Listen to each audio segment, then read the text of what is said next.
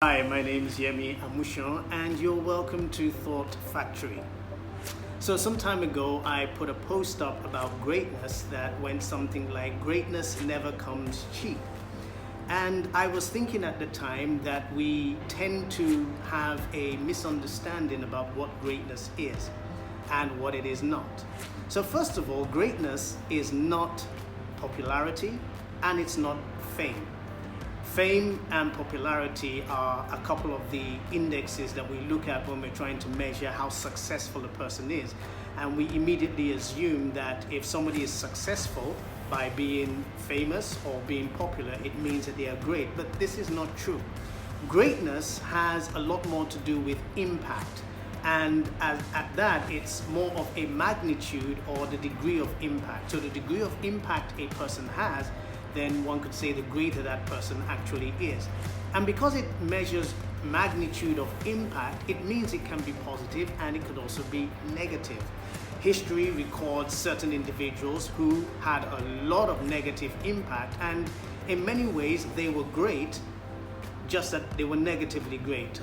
Adolf Hitler comes to mind, also Idi Amin Dada. But there are also lots of people in history that were great for the right reasons. You think of people like Abraham Lincoln and Martin Luther King and Nelson Mandela. These are people whose lives had such an immense positive impact on their society that they will always be remembered as great people of our time. So what exactly does greatness mean to you and I? It simply means what we can do every day, every minute, every hour that puts a positive impact in the life of somebody else. So the first thing to remember about being great is greatness in and of itself is inherently selfless. You cannot be selfish and great at the same time unless you're being greatly selfish, which I don't really think applies. But if you decide that I'm going to live my life and always make it a point to have a positive impact on other people, then you're taking the first steps to being great. It doesn't have to be global. You don't have to immediately become a global phenomenon or internationally known. You could be great in your family. You could do small things around the house or small things with your brothers, your sisters, your siblings, or in your community, in your street. Something that makes somebody else's life better. If we can all decide that we're going to do something, one little thing that makes somebody else's life better, it would surprise you how much we will be doing to make our community as a whole much better. That is where greatness begins. Now, greatness is greatness before it becomes public. We only acknowledge it as great once we know about it and it becomes public knowledge. But there are a lot of great people who nobody knows about.